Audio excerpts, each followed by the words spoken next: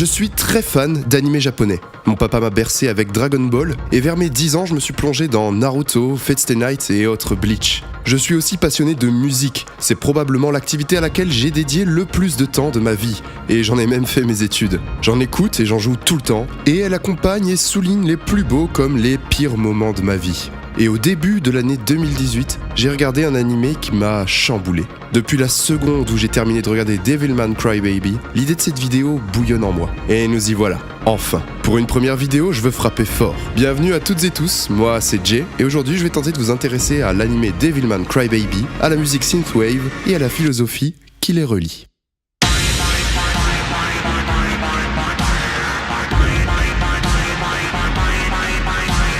La synthwave.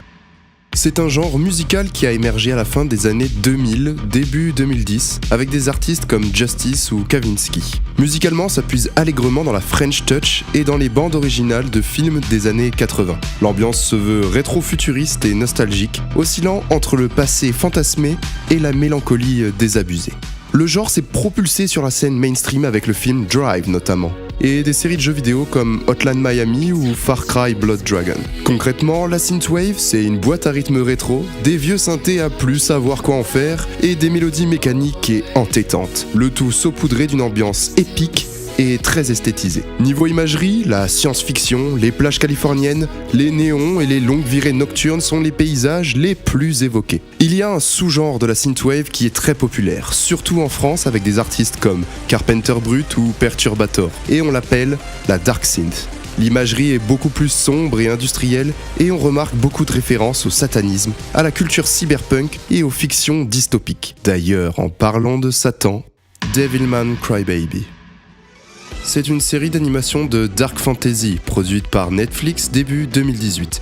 Elle adapte le manga Devilman de Go Nagai. Le manga original date du début des années 70 et il est très réputé pour ses thématiques subversives pour l'époque, à propos des guerres, de la discrimination ou de la libération sexuelle, entre autres. Je vais être franc tout de suite. Devilman Crybaby n'est pas pour tout le monde. Le style graphique est ultra décalé et très psychédélique comparé à tout ce qui se fait en ce moment en animation japonaise. Le ton est ultra violent et sexuel, frôlant souvent la pornographie brute et les messages sont terriblement déprimants. Si les premiers épisodes vous paraissent déjà too much, alors j'imagine même pas vos réactions face au parpaing que sont les 4 derniers épisodes. La BO et l'histoire de Devilman Crybaby.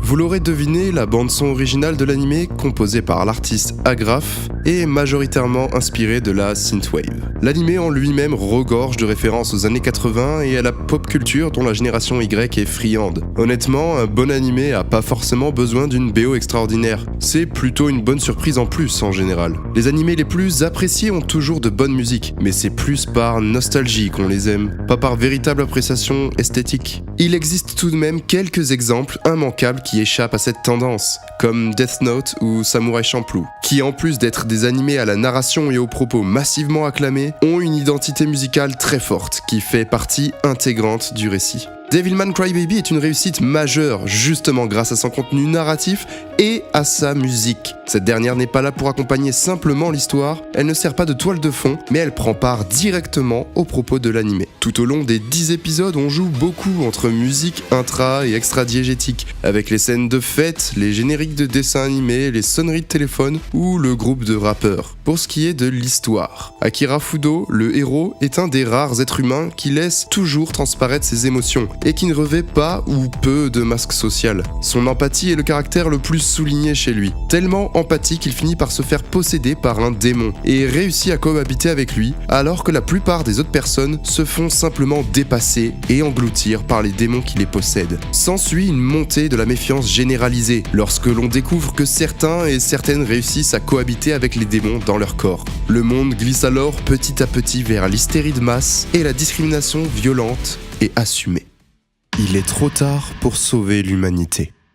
L'univers de l'animé ressemble énormément au plus gros succès de science-fiction moderne. Technologie hors de contrôle, effondrement des civilisations, valeurs communautaristes, rejet des différences, etc. En fait, c'est exactement le même message que porte la culture synthwave en général. On se sent très incompris dans notre époque actuelle. Le thème de la nuit et de la solitude sont récurrents dans cette culture. Et en conséquence, on est nostalgique d'une époque où il était encore possible de rêver, où l'humanité avait encore la possibilité de changer son destin. Les problèmes humanitaires et écologiques étaient déjà nombreux, mais on avait encore espoir de changer les choses. On avait encore le temps de faire les bons choix. Seulement, on a continué de se voiler la face. On a continué à se bercer d'illusions. Nos valeurs ont évolué trop lentement. Et malheureusement, aujourd'hui, on est certain que les catastrophes qu'on craignait il y a 40 ans arriveront quoi qu'il arrive. Que ce soit le réchauffement climatique, la chute des ressources énergétiques, les crises politiques et humanitaires, on n'a plus qu'à devenir collapsologue du coup.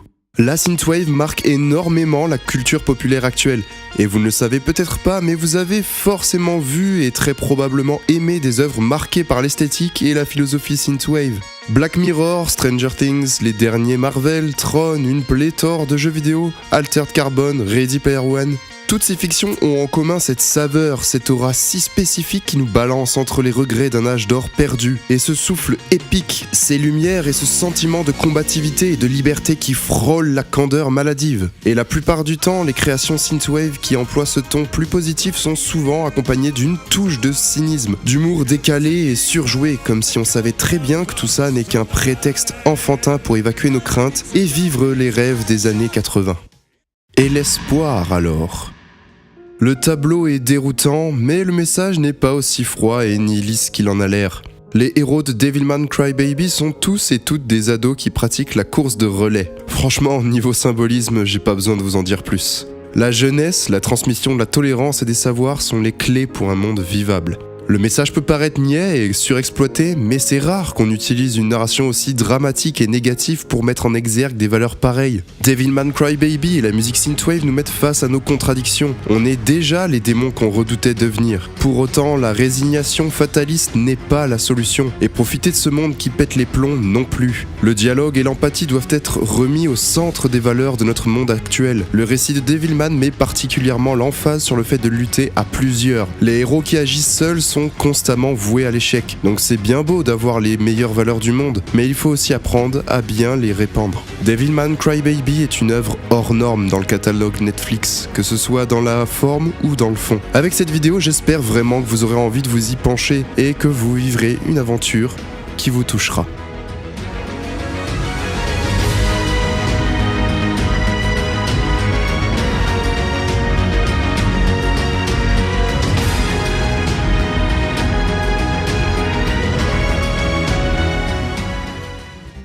Merci à toutes et à tous d'avoir regardé ma première vidéo. Donc si vous avez passé un bon moment devant, n'hésitez pas à la partager, liker, commenter, ça me fera très plaisir. Je suis pas du tout expert dans les sujets que j'ai abordés dans cette vidéo, donc dans la description, si vous voulez approfondir votre compréhension de Devilman Crybaby ou du mouvement synthwave, il y aura plein de liens vers d'autres créateurs et créatrices qui maîtrisent super bien ces sujets, donc voilà, n'hésitez pas à aller y faire un tour. C'était ma première vidéo comme je l'ai dit, donc ça me fait super plaisir d'arriver sur YouTube, c'est un peu un rêve qui se réalise pour moi. Restez curieux, partagez, savourez, prenez soin de vous et à la prochaine.